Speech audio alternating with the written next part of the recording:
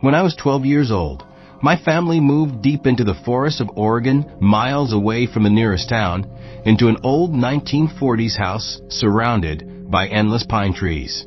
It was quiet, isolating, and unsettling in a way I didn't understand at the time. The place came with everything you'd expect from an old country home: creaky floors, a shadowy attic, and a rundown shed about 30 feet from the back door.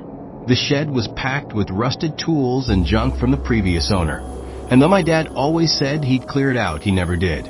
We rarely went near it. The first time I realized something wasn't right, it was close to midnight on a school night. I was hiding under the covers with a flashlight reading when our golden retriever, Max, suddenly erupted into uncontrollable barking. He wasn't a nervous dog, but when he barked like that, something was wrong. I peeked through my window and saw him facing the shed, growling into the dark. The motion sensor light by the back door was on, throwing long, eerie shadows across the lawn. I couldn't see anyone, but Max wouldn't calm down. The next morning, we found deep boot prints in the dirt between the house and the shed. My dad brushed it off as a drifter, but something about it gnawed at me. Over the next few weeks, Max barked at the shed again and again. Every time, we'd rush to the window and find nothing, but the boot prints always returned. They led to the shed and never away. Then one night, I woke to the sound of crunching footsteps on gravel outside my window. My heart pounded as I froze in place. The steps moved toward the shed, and the back light flickered on. For a brief second, I saw him, a tall man in a filthy gray coat, standing by the shed door. His face was swallowed by shadow. Then the light went out. Terrified, I backed away from the blinds and woke my parents. My dad stormed outside with his rifle, but the man had vanished. His fresh footprints led right up to the shed. My dad opened the lock and searched inside, but all he found were rusty tools and old tarps. He added another lock and reinforced the doors. For a while, things went quiet. Then Max disappeared. We searched the woods, the roads, even asked neighbors, but he was gone. That night I couldn't sleep, thinking about the shed, about the man, about Max. Around 3 in the morning, I heard the back door creak. My dad was already awake, rifle in hand, when the motion light flickered on again. The man stood at the shed, but this time he wasn't empty-handed.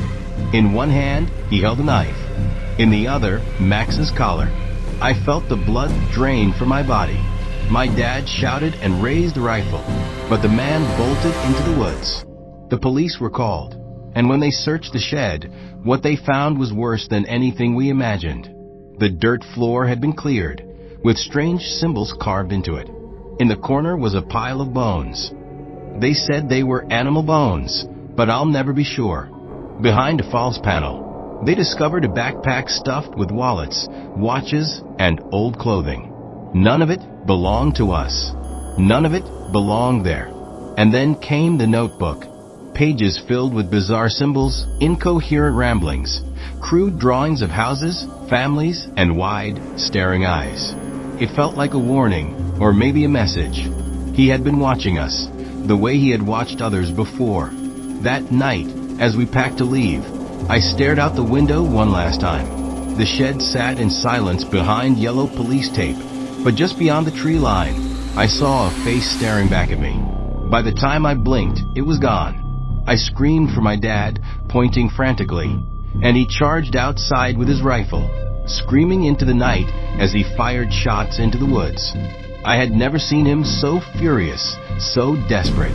It was rage mixed with helplessness, the raw frustration of knowing someone dangerous had taken our peace, our safety, even our dog that we moved out within days, leaving that house and the shed behind. But even now, when I think about Oregon, I don't picture the pines or the quiet nights. I picture the shed, the gray coat, the eyes watching from the dark, and I know that somewhere out there, that man is still roaming the woods.